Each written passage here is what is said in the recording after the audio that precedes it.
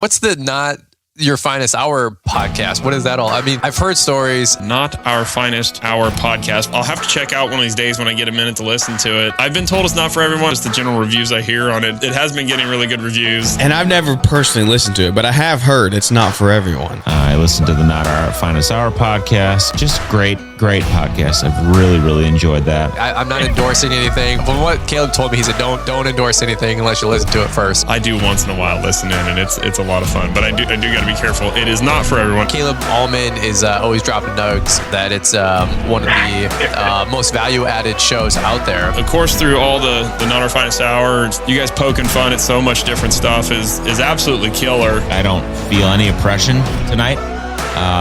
In fact, I feel very free. The Not Our Finest Hour podcast. Thanks for being here. I'm Interlock in, and I wouldn't fucking miss the Not Our Finest Hour podcast for nothing. Welcome to the beginning of the podcast. It's Thursday, so lots has happened this week. None of it good, but it happened. Don't be sad that it's over. Be happy that it happened. Right?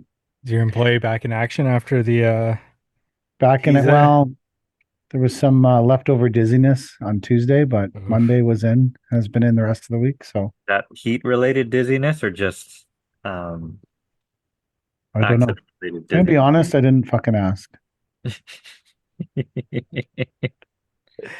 Like 100% not trying to be. I just was like, it's one of those times where I really thought I dug deep and I really thought to myself,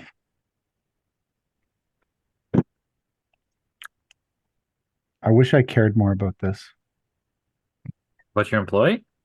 No. Well, yeah, about the situation, I guess, not necessarily the employee, but I feel like it's one of those times when I should care a lot, but I just don't. I wish I would. No, I think I'm just not a good person. I wish I was a better person. Maybe I would care more. I don't want him to be hurt by any regards, but when you're having dizziness, I was like, I just have so much other stuff that's like, I want him to take the day off. I want him to be well. I want him to get better. I want all the right things for him, but I still just struggle to, like, I just have so much other stuff going on. I'm like, dude, take the time you need, get healthy, come back to work. Yeah. You don't need all the shit in between. Yeah. Yeah. I get the shit in between. I don't like that either. Like, do I want you to be hurt? Absolutely not. Do I wish you didn't drop a coping on your head? I absolutely do. But if I stop to deeply care about that there's many other things that will slip through the cracks that will inevitably have a greater effect on that person than the dropping of the coping on the head. Like bankruptcy, no paychecks, those kind of things. Yeah, I can see that. Yeah. I concluded this week I'm running the least landscaper version of a company there is on the planet. What does that mean? Everything goes through me. I don't have any SOPs. I don't have any people making decisions. There's one decision maker. I feel like that's the typical landscape. Yeah, that's for me. Business. Yeah. I will say this, Kelly ran our numbers, and from like October 1st last year to this date and October 1st this year to this date, we're up $1 million in sales. Holy shit. Wow. So is it the difference between the previous winter and last winter that put you over that? I have no idea what the difference is. It's certainly not leanscaping. I'm not trying to say it because I don't do any of it, so it's not that. I don't know what the difference is. I have no idea. They released a new AI. I'm going to be honest. I didn't even know I was up. Oh, really? No fucking clue. If I'm up, it doesn't feel like I'm up. That's for sure. It doesn't feel like I'm up. I can fucking tell you that. I felt like I was way down. Yeah, I feel like I thought we were way fucking down. Or maybe it's like this every year and I just forgot how close to the bottom I am come July. Yeah. You're right. It's July. It's a terrible month, terrible time of year. It's hot as fuck. No one wants to work. No one wants to work. No one wants to do fuck all No. because it's so fucking hot. I don't I don't blame them. This is the kind of stuff that keeps happening. Like, so our project at the university, and I tagged you guys in it. Like, the university is a complex place to work. There's a lot of shit going on. There's a lot of stakeholders.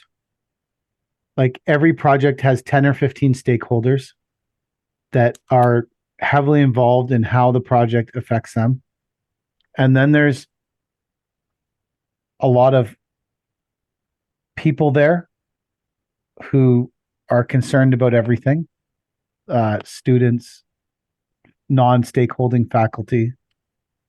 There's a lot of traffic. There's a lot of rules.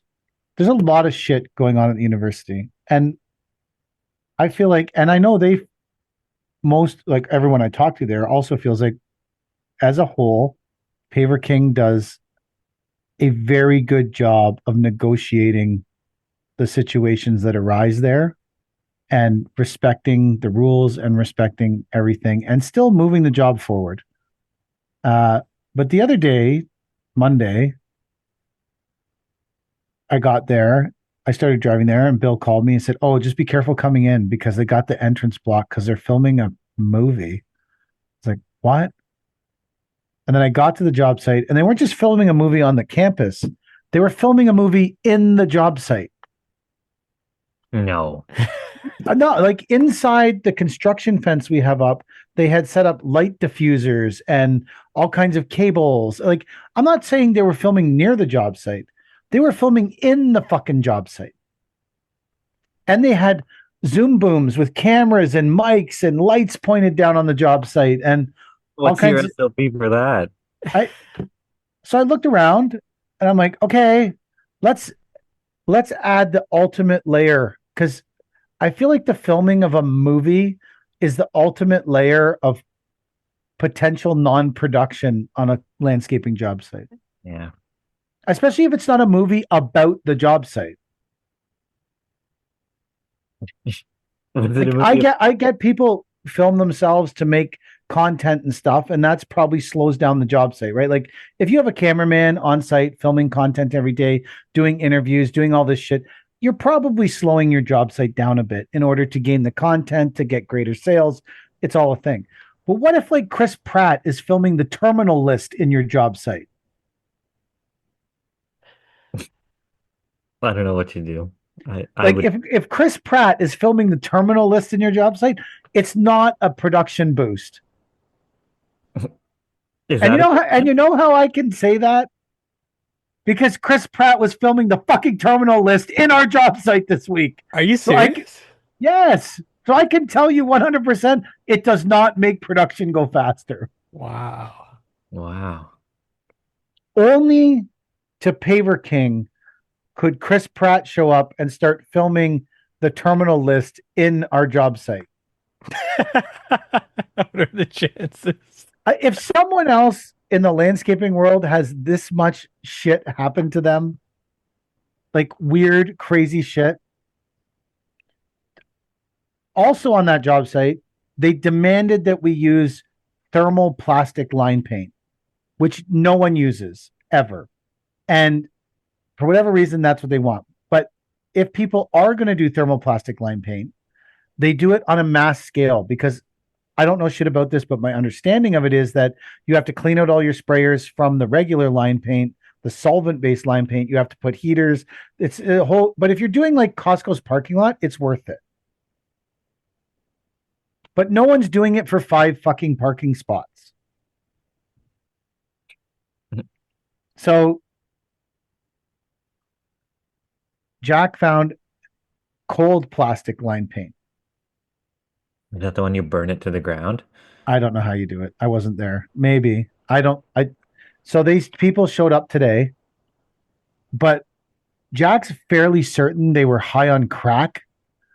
And if you saw the quality of the line painting, you would also agree they were probably high on crack. Well, The think about it. lines, You have to inhale all day with maybe, yeah, it was the end of the plastic day. fumes. Maybe you're better to get these fuckers at the start of the day before they've inhaled all the weird plastic fucking fumes. Yeah, You're I think so. fucking right. Like, so the lines are now, like, sometimes when people complain about things, you're like, really, bro? Like, come on, really? This complaint about the crooked, weird lines and how they're not painted straight and they're all wavy and they end at random spots, 100% justified. Oh This no. is shit. Oh, no. This is total shit. And then Jack's standing there with a couple, the project managers, and they turn to Jack and go, why didn't we just use normal line paint like everybody else? Wow. Jack's like, I don't fucking know, man. I don't know, but I wish we did because this is fucked. Can you And get now that off? I don't know if it comes off. Like it's fucking some kind of plastic shit that's like sealed to it. Maybe it'll just peel off. It's a thick layer. Like this line paint is like a 1/4 inch thick. Wow. So in my city, they did one of those fucking transgender crosswalks with all the fucking rainbows and stuff. Yeah. And it's already, it costs like 10 grand and it's already coming up. Like you could have trim-clad the thing better, probably. So Maybe it's thermoplastic colored paint. maybe. But if I yours do, is anything like ours, then it'll be up by the weekend. Don't worry. yeah. So that happened at that job too. PK, Which, does that mean you guys are going to be in the background of the terminal list? you know what I will say about the movie people? Normally, like most of my encounters with anyone that's shooting movies or television or whatever the fuck they're doing are usually horrible. People are usually total dicks, fucking assholes. These people were fucking great. They're recording the terminal list in the building. You can see them through the window, and Bill's laying sod in the background. They're like, yeah, don't worry about that.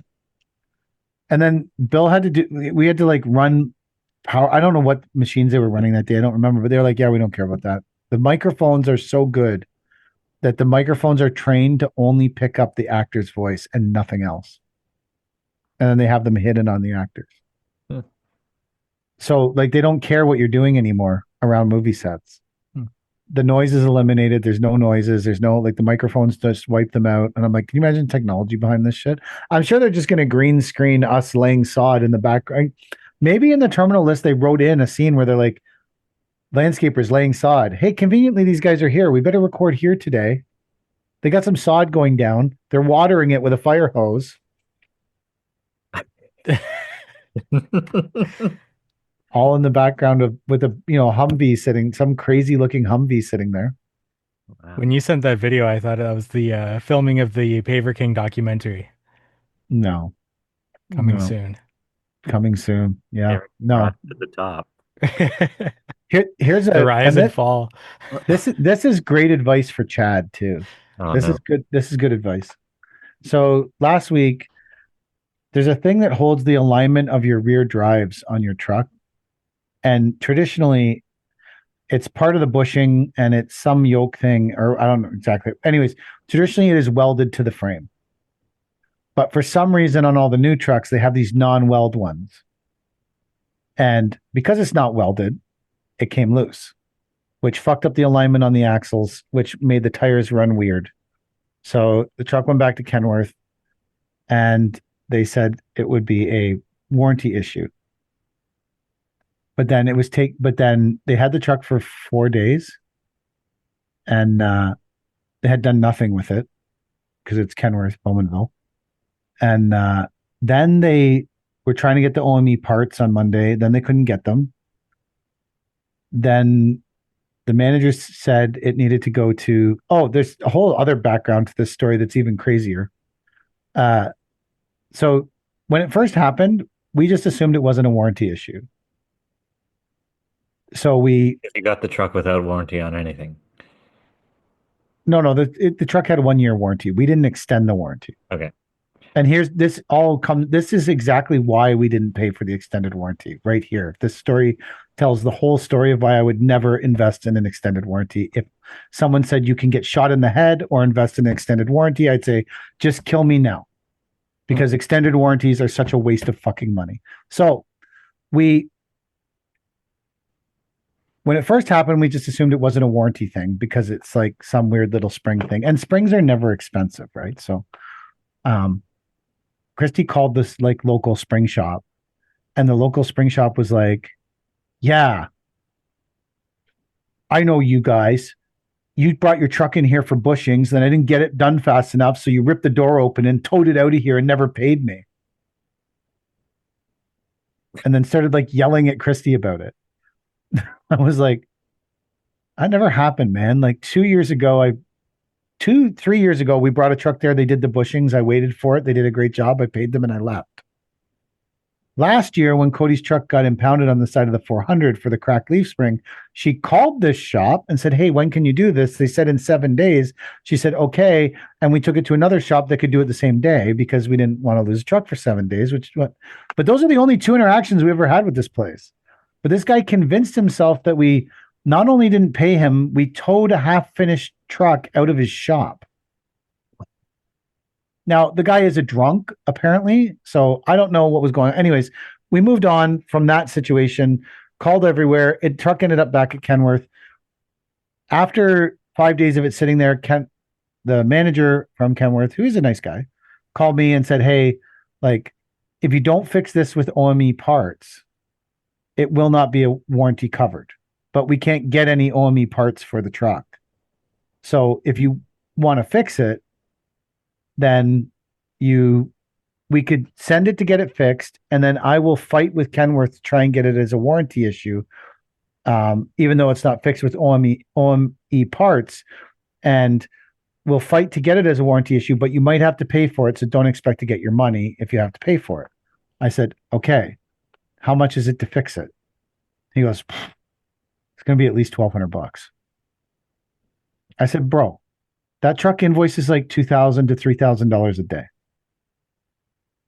It's been sitting at your shop for 5 fucking days. Yeah. Even on the low end, I've lost $10,000 in invoicing while the truck sat at your fucking shop over 1,200 fucking bucks.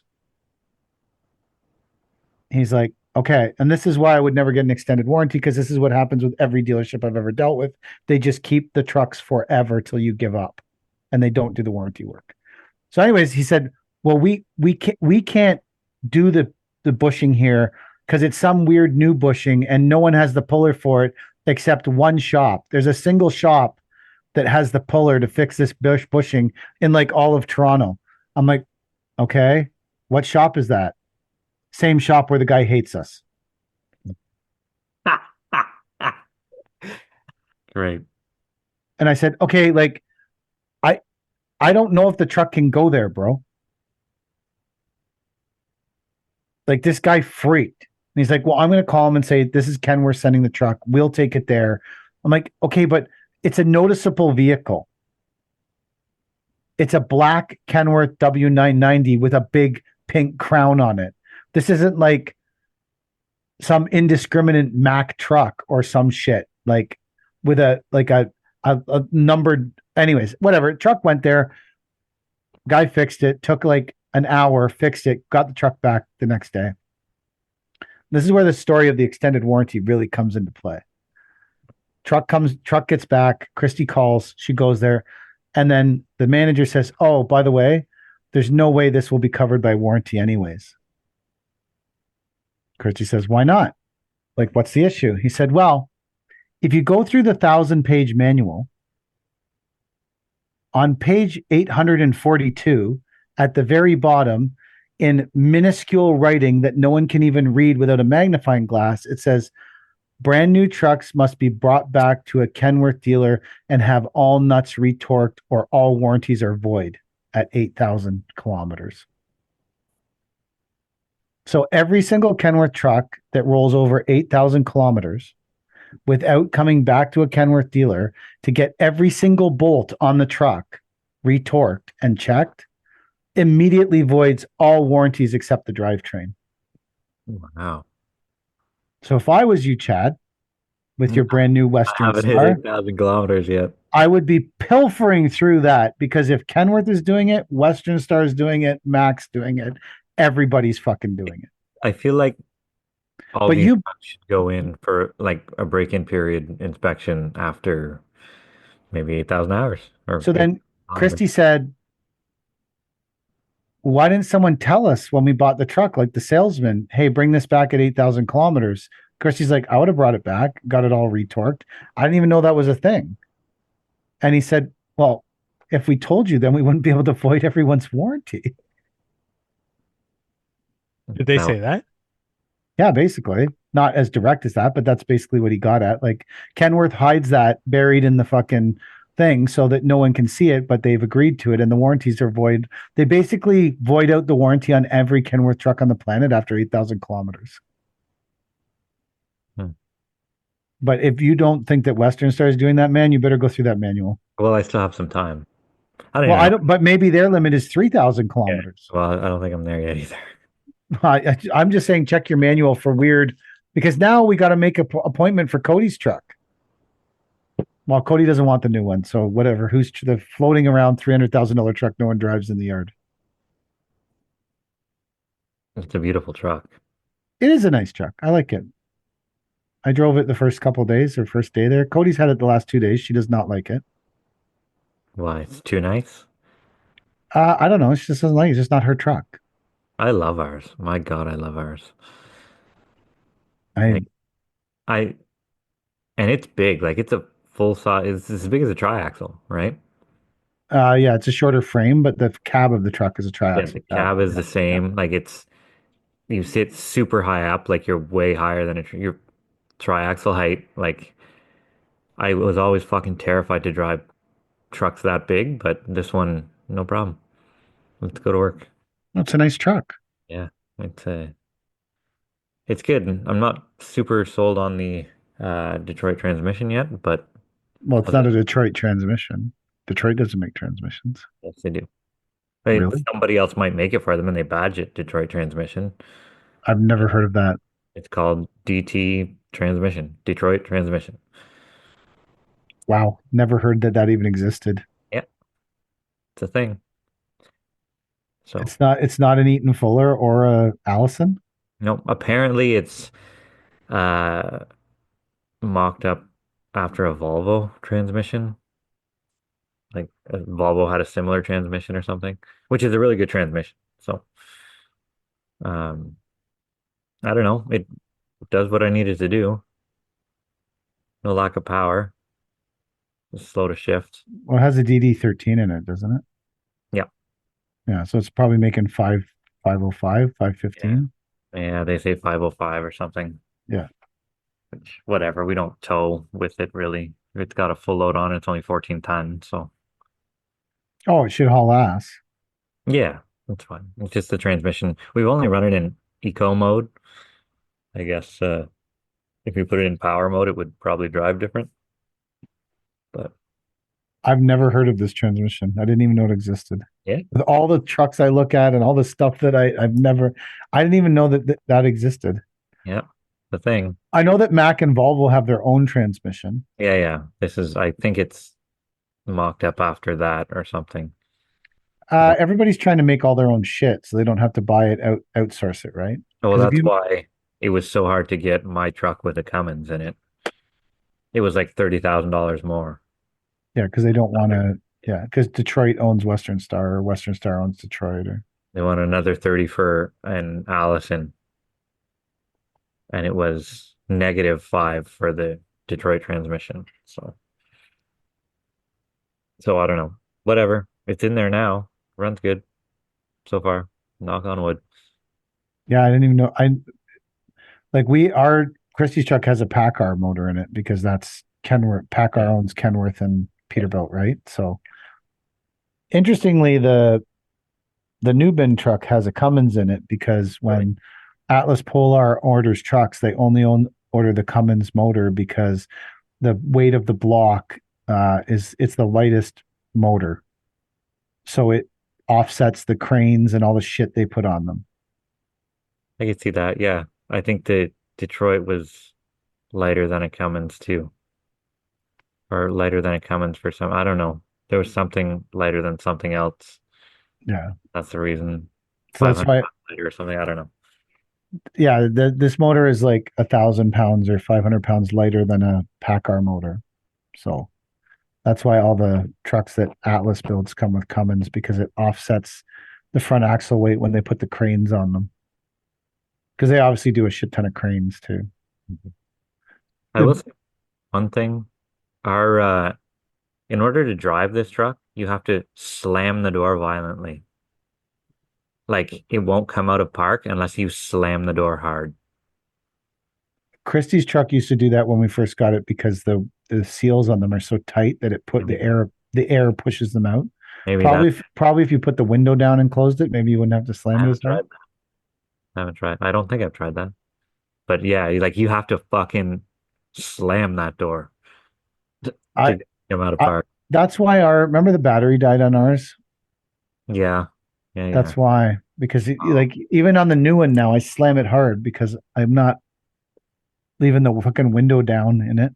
Yeah. Ours has a kill switch right under the seat. So we always turn Yeah, it that's all of ours except this one have a kill switch. This one didn't come with one, so I'll have to get Brad to put one on. And he needs to put an alcohol evaporator on it before the winter on. Oh, yeah. so that the lines don't freeze up. Yeah. I'm scrapping my bin truck, the You're one that I scrapping do. yours. Scrapping it. But you had great plans to refurbish the entire thing. I was, but I think now I'd like with the insane drop in truck pricing since Yeah. I'm just gonna buy a new one. And I'd rather have another triaxle and not have three bin trucks. So it'd probably to get the truck back on the road, probably be like 25, 30 grand. And I don't want to invest 25, 30 grand in it. It has 7K worth of brand new tires on it. Like it has brand new front steers that are worth $1,500 each. It has 8 new drives that only have 3,000 kilometers on them. The turbo on it. Cody's truck, Brad thinks it needs a turbo, and the turbo that's on that one, unless something that went through the motor got sucked through the turbo on that one's worth like 7, 8 grand. If just to take the truck itself is worth scrap, the truck's probably worth the frame and the truck's probably worth 4 grand. And then Brad's gonna cut the crane off it and we're gonna sell the crane, and the crane will probably sell for 4 to 5 grand. So by the time you get rid of all of it, we're probably like can probably get back 25 grand on it, 30 grand, and I can't sell it for that. Even if we spent the money and put a motor, the cheapest way would be to buy a used motor and put it in. Then it's running, but it's just like a ticking time bomb. Yeah. So I'm just done with it.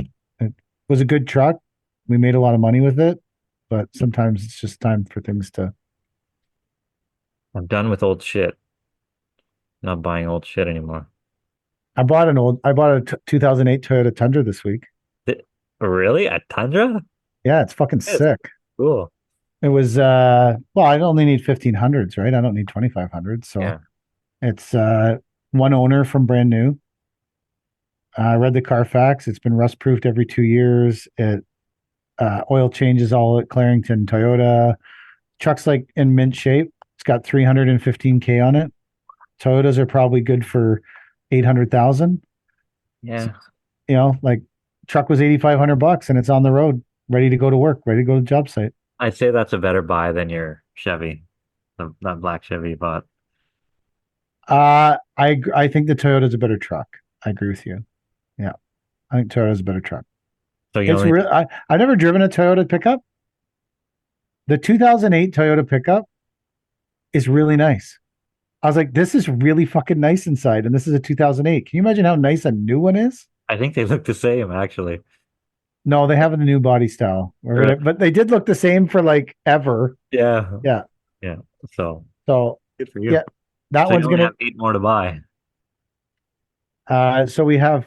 What's funny is the black Chevy we just bought has 300 on it. The Toyota has 300, and the brown truck has 475. So when you look at our fleet, there's 1,000,000 kilometers there, baby. And then if you add my truck if you add the truck I'm currently driving is got 290,000 on it. And the other truck has 220. So we got 1.5 million in pickup truck kilometers covered. You know what? You need a Caribbean driver because they'd fit right in these high mileage vehicles. They're all driving fucking stupid like 800,000 kilometer vehicles around the Caribbean islands. Like nothing is new. I honestly, man, I was really impressed with the Toyota. It's a fucking nice truck. I was like, man, because I'm gonna trade in the two Dodges and buy a new truck for me. So I still have the two Dodges to get rid of. So I'm gonna trade them in and buy one new truck, and then I haven't decided what to buy. So I was gonna get a Dodge Ram Rebel 2500, Well, 2025, and then I thought, I'd like it. And for some reason, all of a sudden, I don't think I want a GM. I don't like the inside of them. I might get I don't know, maybe I'll end up with, I don't, I think I was been thinking about getting a Ford. really? Yeah. Yeah. I've never had one. And apparently if you're a first time buyer, they give you a big discount now or something. Sounds about right. Don't treat your loyal customers, treat the new guys. Just That's like the how cell phone providers. exactly like cell phone providers. So there's the dealership in Port has a King Ranch like yours. They have a platinum, it's called Midnight Edition Platinum. So it's a platinum, but everything's black. There's nothing that isn't black on the truck. And they have a Lariat or something, some other one that's there. So I might stop there and look at them. And I've never had a Ford. I'm kind of interested in it. They're okay. I just bought a Toyota. I'll tell you, the new Toyota trucks, I looked on the inside. I was like, man, this thing's fucking sick, but it's only a 1500, and I really wanted a 2500 for me. Yeah. But if I was buying a 1500 brand new, I think I would seriously. They're sharp, man. And the 1794 edition it's like their King Ranch, right? It was in 1894. 1794. I know I had a client who had one of those. And I'm like, what's the number for? And then he explained it. I forgot. What is it? Yeah, 1794. but why? Like, what's the number? I'm not into Toyota trucks. I have no fucking idea. Hmm. Google it, Mike. What does 1794 edition Toyota Tundra stand for? I don't know. I can tell you that the Toyota Tundra I bought is beige. It's a weird, ugly brown color. And then I just found a used contractor cap for it because no one wants contractor caps for Toyota Tundras for $390. Wow. That's bright red. Ah, no. Yeah. Oh yeah, this truck is gonna be sick. No way. I was thinking about getting the cap wrapped. I was like, hey, I'll just wrap the cap. So at least the cap is black. Goodness. 1794 refers to the year the ranch on which Toyota's San Antonio, Texas assembly plant is located was established. That's what it means, Chad. Hmm. I didn't think So in of it. 1794, they established a ranch, and then one day Toyota bashed that ranch down to build a factory and then name a truck after it. Yeah, I guess so. I guess that's what happened. I do want to point out that and only the viewers on YouTube, all five of you will see this, but I have the Michael Pop. I have stolen the Michael Coke Zero from Kelly, and I have achieved it. That Oh, being that being said, I still have Chad's Diet Coke in my truck. I just hmm. haven't. This week has been a busy week. I was busy like hanging out with Chris Pratt, so I couldn't make any fucking videos with Chad's Diet Coke this week. But next week, I feel like it's going to be a big week. Yeah, I'm pouring this. See, Chad, I'm pouring out my pop. Your pop. You'll never achieve this. This Does will that never mean that's be. both Careful of with your ours? diabetes there. This is Coke Zero. Oh, Coke, yeah, Coke Zero, man. It's got. I'm sure it has some other far-reaching chemical complications to my body, other than just the diabetes from the sugar. But it, yeah, that's what happened to us this week so far. what happened to us? Nothing really exciting, I don't think. My daughter got her first tattoo today. No way. Yeah. Degenerate. Degenerate. Oh, God. Yeah. How is she ever gonna get a job? I don't know. That's what they told me. Who told you that? Everybody told me that. Whenever I started getting tattooed, how are you gonna get a job? Did you Like, say I don't need a fucking job? I work for myself, which isn't really a job. well, I didn't whenever I was 17, Oh, you know. And did you? whenever I started my company, my old boss was like, you're never gonna get clients like that. And What he's was your very first tattoo? Like, what was the first tattoo you got? had a band tattoo. Didn't you get it removed? You said Yeah, I got a It was laser. a band, Yeah. Blink like a. 182. No, no, no. Do you know the band Coheed and Cambria? Oh yeah, You know them? No. yeah. They're like, I don't know, I guess they're like Rush, but What is it not called? Coheed and Cambria. So you could have had that tattoo, and I wouldn't have known what the fuck it Yeah, I meant. know. It Where was the was where name was your first tattoo? on my arm, upper arm. Upper arm. Nice. Yeah. Very traditional. Yeah, yeah. Why did you get that band tattooed? What was the meaning at the time? There was nothing. I just wanted a tattoo. I said, fuck it. If I'm, why didn't you go for the traditional bulldog? I don't, You could have gone bulldog. I know a guy with a bulldog. Spike. I know a guy with a bulldog that drastically regrets it. Yeah, yeah. I think everybody who got tattooed when they were 17 drastically regretted it. So, Paisley got a whale. a whale? Well, when she was little, she had a blue stuffed whale that she carried everywhere she went. Hmm. She still has it in her room. So she got a whale because that way she'll always have her baby whale with her. Right on. Is So it? I was happy that she got something that has a deep meaning to her because I feel like that's less chance of regret. Yeah. I still think you should get a big crown on your neck. That's the favorite king thing. You got to Yeah. do that. Yeah. I have one tattoo. Yeah. I have Paisley's name and when she was born because when I was doing all the paperwork for her, now she does her own paperwork. She's 17, but previously, when her dad had to do all her paperwork for soccer and all her life stuff, I used to be able to look at my arm and be like, "Yep, that's when she was born." Just in case you forget. Oh, my memory for that kind of stuff is fucking horrible, man. Hmm. It's terrible. Wow. So Kelly doesn't remember your anniversary. We Or, don't have an anniversary. We're not married, as she would point out. well, still there's a day. They all have a day. I You're don't like, know. We've never celebrated a day. never? No. Hmm. Okay. Gotta remember, this is marriage too. Well, Hmm. it's different, right? I wouldn't know. No, you wouldn't. I hope you don't. Yeah, me too. Although I am much happier, and so is Paisley's mom. So there's that. Sometimes marriage two is better. Sure, it can be. If you're not happy in marriage one. Yeah. If you're super fucking happy and someone tells you to get the fuck out of the house, then that's a big problem. That's a bigger problem. If both of you are unhappy and they're like, get the fuck out of the house, you're like, oh, well, I'm not happy. You're not happy. I totally get it. Let's move on. But if one person is really fucking excited and the other person is really not, that's a bad situation. Yeah. Thanks. We're trying to incentivize the guys to work out of town because we have a boatload of work out of town that nobody wants to go and do. So, Has this been a problem in the past? It seems like your guys have always. no, not really.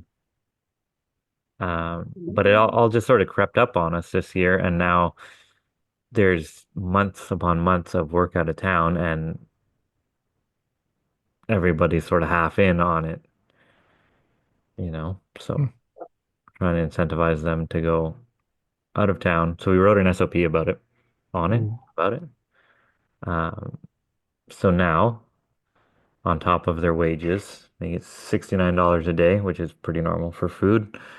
Um, they get their lodging paid, obviously, because they have to sleep somewhere. They get a Tim Hortons card and they get an additional $5 an hour for this year, which we didn't price in on anything, so we had to reverse engineer that. How did Hopefully, you come up with that? I don't know, I didn't. Oh, The secretary did. So I actually should have ran it by Jack, but Probably. I think anything going forward, we're gonna have to any overnight thing going forward, we're gonna have to talk to Jack about that to make sure the numbers still work. We had all the last year. I at the spring, I just said I gave everyone we had like a big chat talk, I guess, and I said like times have changed, work is thin, we have to go wherever the work is, so we're going to do a lot of traveling. And if you're uncomfortable with that traveling, that's okay, but this is probably not the best place for you to work. And we're happy to help you find employment elsewhere or do whatever we can to support you in your search, but there's simply not enough work locally to keep you busy. So we had one long-term employee who found another job, and we helped him get his new job because he didn't have any interest in traveling. The rest of our employees were interested, except for one employee who has some responsibilities with a dog and a bunny, and he's the only person that can do that thing. So I said, okay, well, you're pre-existing this new policy, but anyone we hire now, we tell them if you're not going to travel, this is not a place for you to work. Yeah, that's the next conversation for anyone new from here on out. Yeah, we just drew a hard. Kelly, it's the first thing she says to people when they interview. It's the very first question. Because if you say no, then you can't work here. Can't work here. Like we've had guys for 5 weeks in Brantford, and they probably got another 3 weeks. And Jack just bid a job in St. Thomas. Oh, with the The Amish, the Mennonites? the GC, well, the GC reached back out and said that they thought they had a legitimate shot at getting the job. So maybe we're going to St. Thomas. I don't know. St. Thomas. But we were doing 2 fire halls in Mississauga right now, which is far for us. I mean, not overnight far. Although you could argue by the time you pay for fuel, 407, the whole 9 yards, and you got to leave the site a bit earlier to get home by 5:30. Like you're probably better to just get a hotel in Mississauga. Yeah. Like once you get past half an hour from driving and including the 407 bill, then you're probably better to just get a fucking hotel. Yeah, I don't have to do that yet. 2,400. So why your guys were just basically like, we're not doing that? No, they didn't. Well, one of them has been out of town for a while, and he messaged me at fucking 8 o'clock on Tuesday about how he wasn't happy out there and all the bullshit I don't want to fucking deal with at 8 o'clock at night. Don't come at me with that shit in the evening after you've been drinking, whatever the fuck it is. Don't want to hear it. Work hours, fine. Not before bed. So he's going to come back and we're going to look at his position. And up until that point, I thought he was fine with it. Like he had said he likes the money, doesn't mind working out of town, and then something changed, and now I'm picking up the fucking pieces from that, which drives me nuts. I am not a fucking babysitter. You're here to work. So, I don't know. I'm not a babysitter. Not a babysitter. I remember one time when I ran Ridge Lake, I gathered everyone together and we had a big sign at the back of the shop with the company logo and everything. And then I screamed at everyone that we're not running a daycare. It doesn't say Lake Ridge Daycare. It says Lake Ridge Contract. That's back when you used to be able to like really yell at people. And one time I had a meeting where I took a pipe of some kind of like heavy steel pipe, and I beat on a skid of bricks till the whole top layer was smashed and the pieces of the bricks were flying into people's faces and cutting them, screaming, I'm going to fucking kill you at the whole crew. I'm going to kill you all. Because they were harassing women inside a greenhouse. that we were working near, and I have zero tolerance for that shit. That was a pretty famous meeting. I think I was screaming at them as I was smashing the skid of pavers with the big pipe. This is your fucking head. This is your fucking head. This is your fucking head over and over again. That was also kind of predating a lot of video cell phones. Yeah, I can't do that anymore. Oh, I don't think I could behave like that anymore. Pretty confident it's not accepted behavior to scream, this is your fucking head, and smash a brick while pieces of brick. I remember one time after the whole speech, one of the guys came over to me, one of the more stable guys, and said, Mike, I have a serious question. I said, sure, Martin. He said, is it worse to harass women or threaten to murder people? I said, I don't know, Martin. That's really up for debate, I guess. Depends who you are. But you can't do that kind of stuff now. No, you can't. Yeah. Back in the day, if someone dropped a piece of coping on their head, I probably would have picked it up and hit them in the head with it again to make sure it really fucking taught them not to do that. I don't know how you're responsible. Like, I understand as a business owner, you take responsibility for everything. Yes. But in the real world, these are adults that you have working for you. They have to be responsible. Like, there should be no repercussion to Paver King because the guy dropped a coping on his head. Like, you weren't there. You didn't put the coping up and have him stick his head underneath it. Like, I think there's too much. The employer is. Yeah, but I think that the problem is, where do you draw the line on the injury that, and I'm not saying I have this is my problem. I'm saying this is the liberals' problem. Well, they have lots of fucking problems to start. So, but the liberal problem is that they would say to you, when do you decide, like, if an employee drops a coping on his head, that's his fault. If an employer tells an employee to climb up a ladder on the roof and the ladder slips and falls, whose fault is that? And then I think that's when they say, a liberal-minded person would say, well, everything is the employer's fault then, because it's hard to make a decision on what is and what isn't an employer's fault. So we'll just default to blaming the employer for everything. Yeah, I didn't sign up for that. I signed up to make money for me. Not to fucking be at fault for every single thing that happens all the time, every day. I feel like you've had a week where every single thing that happened was your fault. Don't we all? Isn't that every week, all the time? Yes. Yeah. Yes. That is true. It's every week, all the time. Just about enough of things being my fault. We were doing a pool dig on yesterday, and I get a call at noon or something. They said, hey, we hit a pool line. Like, how did you hit a pool line?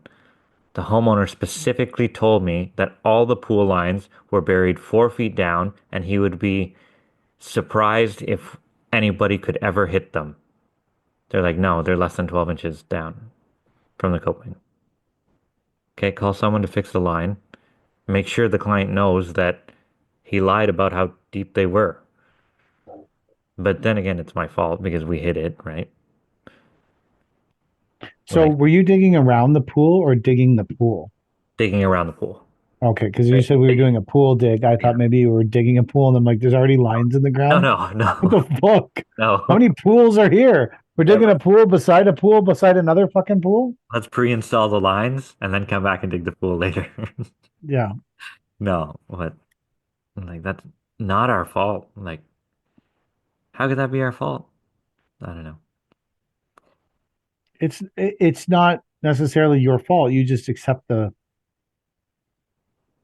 you're the one that has to address it, because if you don't address it, well, then we have to dig up the work after the fact.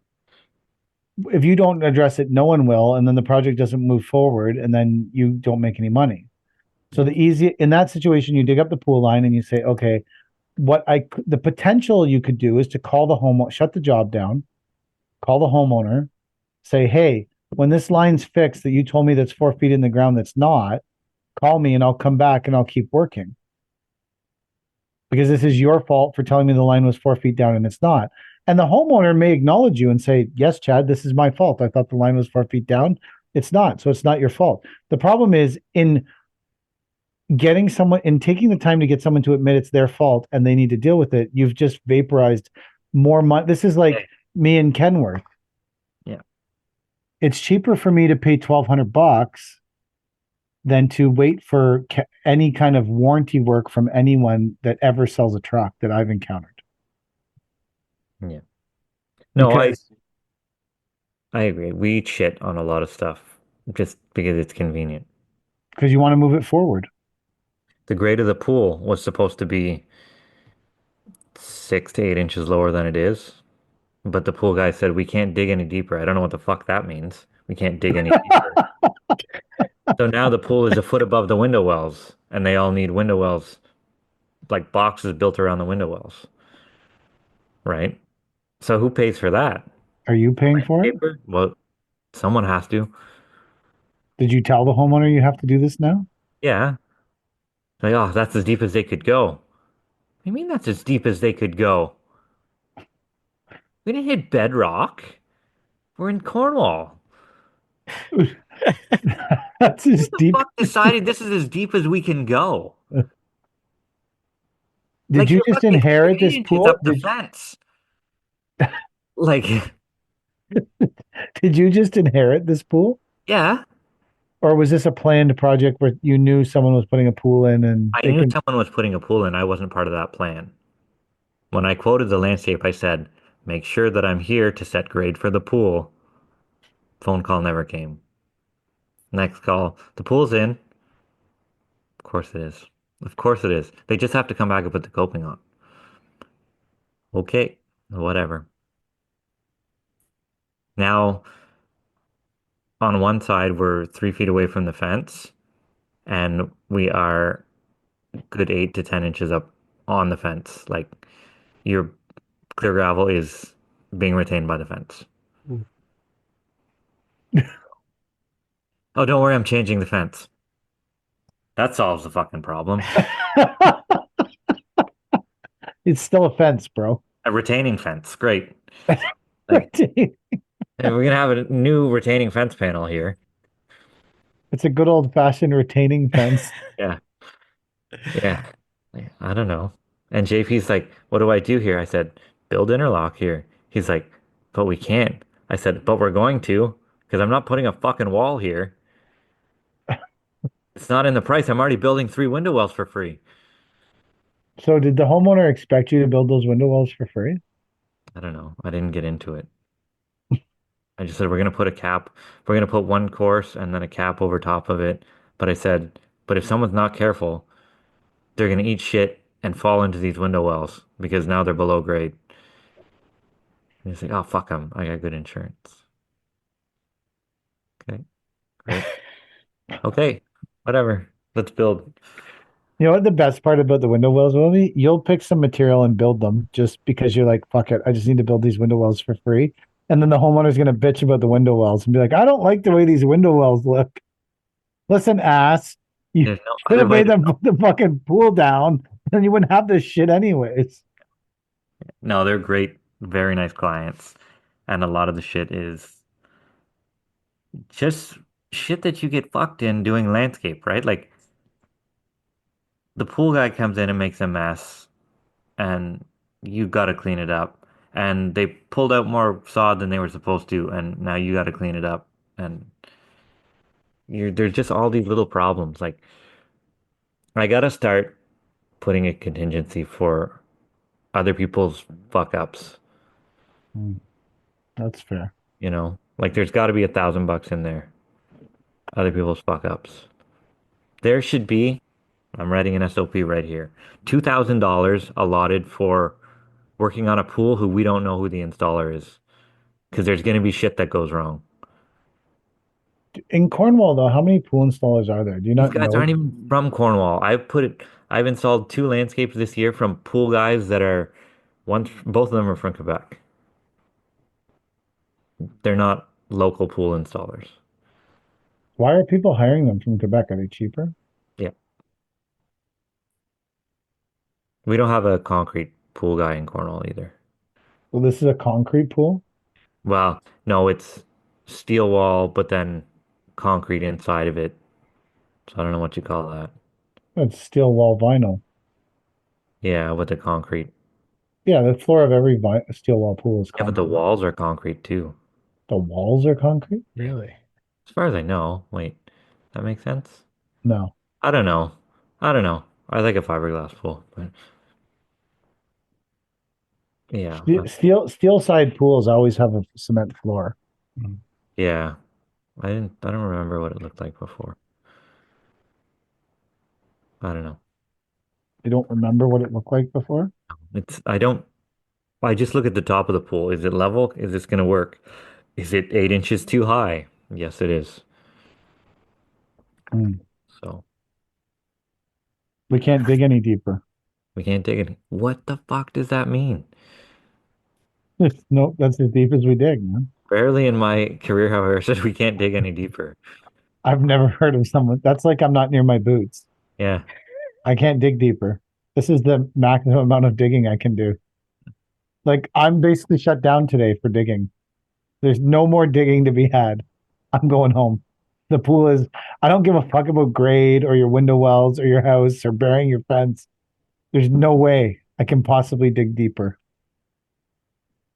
What's even crazier is the pool guy says, I can't dig any deeper, and they just accept it like it's law. And then you come and say, hey, this pool should have been lower down. They say, well, he couldn't dig any deeper. And you're like, oh, well, obviously, that's not true. Everyone can always dig deeper. Yeah. What are you talking about? And they're like, oh no, no. And they believe that other guy. Probably because The other probably guy. because they let stupidity happen and now they don't want to admit it. Maybe. How come I can't make excuses like that? You can. You're just too smart. There's a Or too landscaper in town who convinced a homeowner once that the interlock didn't settle, the house lifted. Did I tell you guys that? No. no. It's a popular landscaper in town. He convinced a client once that the interlock didn't settle on his new construction, that the house lifted. I don't know how he did it, but that's the That's story. that's amazing. Yeah. But I couldn't even lie like that. I just look at it and be Like, like, yeah, the interlock's fucked. I'll fix it. yeah. I say, yeah, we'll fix it.